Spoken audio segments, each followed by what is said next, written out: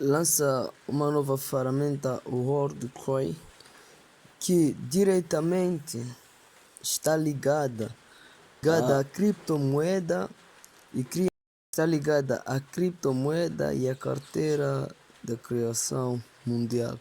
Neste caso, é uma máquina que diretamente está ligada com o livro bíblico, o Apocalipse, a praga ou a marca que te permita vender e comprar.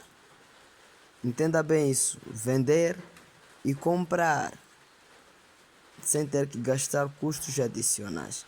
E pessoas estão trocando o seu órgão como óleo por valores, estão aceitando este negócio.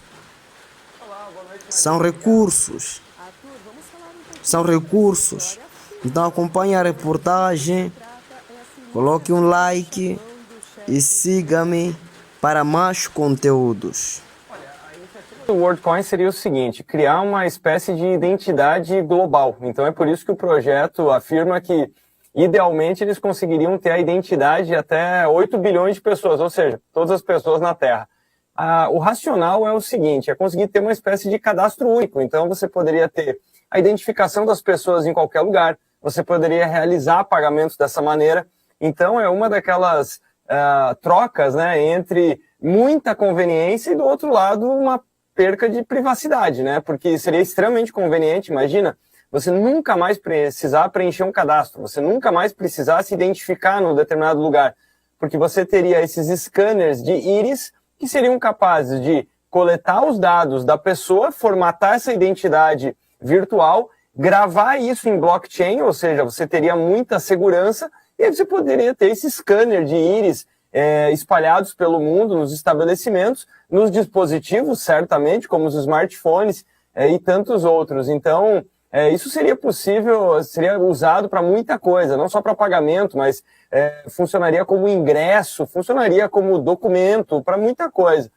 Mas aí tem todo esse lado polêmico de entregar, de fato, a sua identidade para uma empresa. E, por fim, o que a startup ela busca também é a validação de que, de fato, é um ser humano do outro lado da tela. Então, com todo esse crescimento de inteligência artificial generativa, um ponto que o Sam Altman toca vai começar a ficar difícil saber se você, por exemplo, está interagindo com um avatar que foi criado por deepfake, ou seja, se é um vídeo manipulado, ou se é a pessoa. E aí você poderia usar esse recurso para validar que do outro lado, de fato, é um ser humano.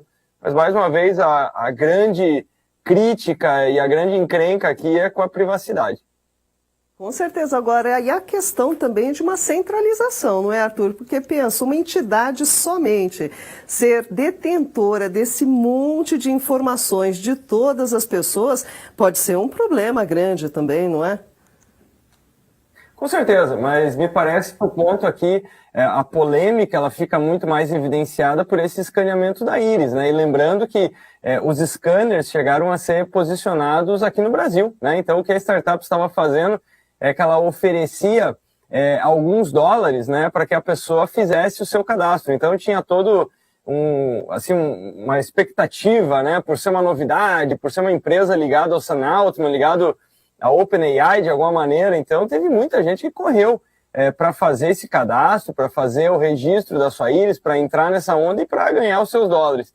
E ao mesmo tempo nós tivemos países que baniram a iniciativa logo na largada. Então eu acho que tem muito a ver com essa história de, puxa, estão escaneando uma parte do meu corpo, né? Agora, por um outro lado, fazendo um contraponto, se parar para pensar na quantidade de informações que as redes sociais já têm, elas quase são esse cadastro global, né? Então, uma empresa como a Meta, pensando sobre essa perspectiva da quantidade de informações e de quantas pessoas cadastradas tem, é algo bastante assustador. Com certeza. Agora, falando da polêmica, Arthur Igreja, você que tem acompanhado essa história de perto, você escanearia a sua íris? Não, porque eu acho que o projeto ainda está muito no começo.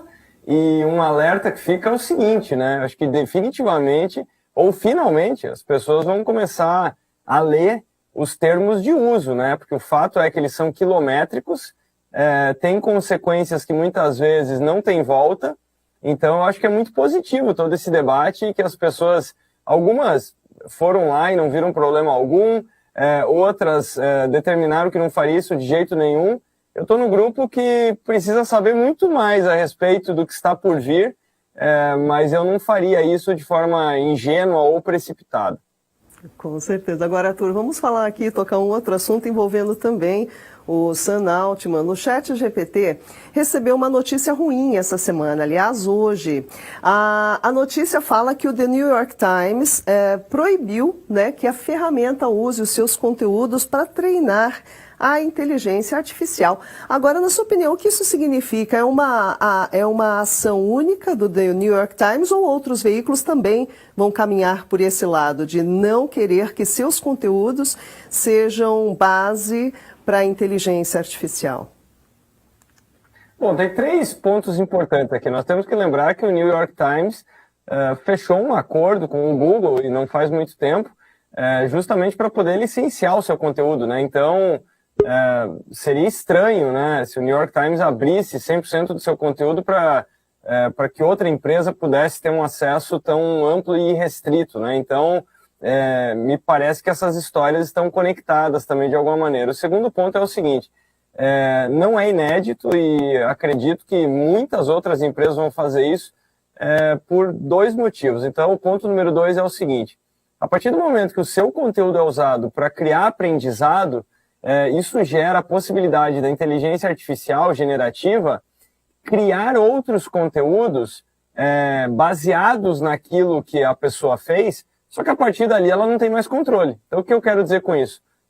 Imagina que uma pessoa escreveu um determinado editorial, um artigo, até o momento que isso é enviado para publicação, é ela que tem o controle daquilo. Agora, imagina se uma inteligência artificial usa esse mesmo artigo, usa as ideias da pessoa, em algum momento até menciona ela, mas vai numa direção que ela não aprovaria. Então isso pode gerar uma série de conflitos, uma série de problemas.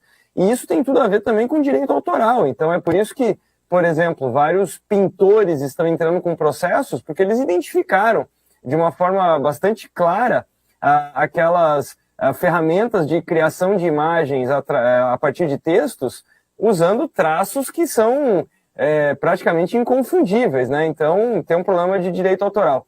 Mas o terceiro ponto aqui é o seguinte, várias empresas estão bloqueando o ChatGPT e não é por má vontade. O que acontece é que várias empresas usaram ferramentas como o ChatGPT, usando suas bases, subindo bases de dados, e aí o que eles perceberam foi o seguinte, por exemplo, eu coloco lá dados dos meus clientes para pedir um resumo de um relatório, pedir uma análise do ChatGPT. Só que aí eu fico sabendo que essas informações dos meus clientes ou do conteúdo que eu produzi passou a ser base do próprio robô, da própria inteligência artificial. Então, isso pode configurar vazamento de dados, isso pode ferir leis como a LGPD.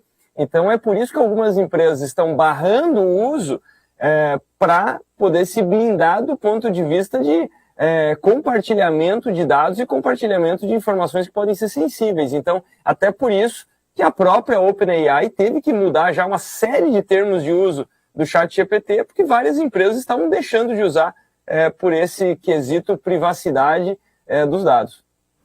Agora, até além desses elementos que você comentou, que realmente são pontos extremamente discutíveis, não é, Arthur? Mas se os veículos confiáveis de comunicação e que têm validação dos seus conteúdos, se eles tomarem a mesma atitude de não permitir que seja uma base de alimentação de conteúdo para o ChatGPT, talvez o conteúdo do ChatGPT não seja tão confiável assim, porque ele talvez não tenha uma base tão confiável de dados iniciais.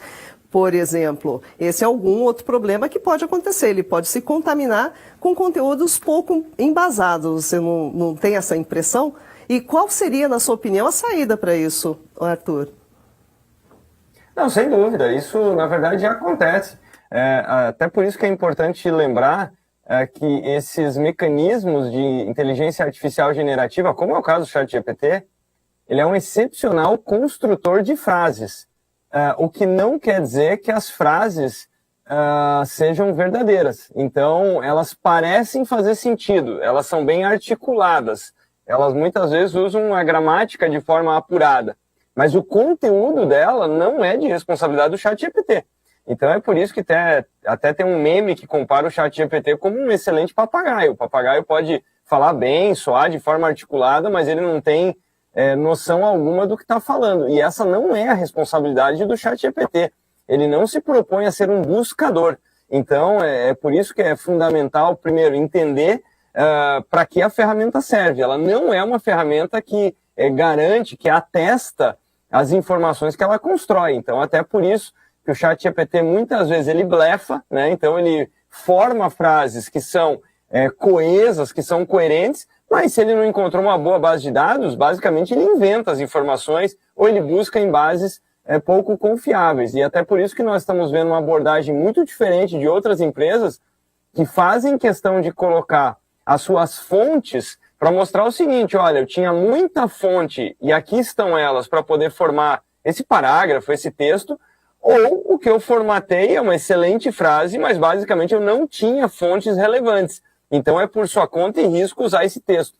Por isso que é um perigo que muitas vezes várias pessoas estão fazendo, que é usar, por exemplo, o ChatGPT e simplesmente fazer Ctrl+C, Ctrl+V. Então aí sim tem um problema. E se o ChatGPT tiver acesso cada vez a menos bases robustas, bases mais confiáveis, vai acontecer esse problema sim, porque é aquele famoso ditado americano, né? Dependendo do que entra, o que você vai ter de resultado na saída, né? O nome disso é processo. Então, dependendo da qualidade dos insumos na entrada, você não vai ter uma alteração mágica no meio do caminho. Ou seja, se entrar algo que não seja bom, né, no começo desse processo, não há como a saída ser boa também. Pois é, muito assunto para a gente discutir ainda, Arthur. Mais uma vez, muitíssimo obrigada pela sua participação e voltamos a falar com certeza nesse assunto em outras ocasiões. Obrigada, viu? Obrigado, boa noite. Boa noite para você também, Arthur. Pois é, pessoal, como vocês veem, é um assunto realmente que gera muita polêmica, muitas discussões e vocês ficam sempre muito bem informados aqui no Olhar Digital.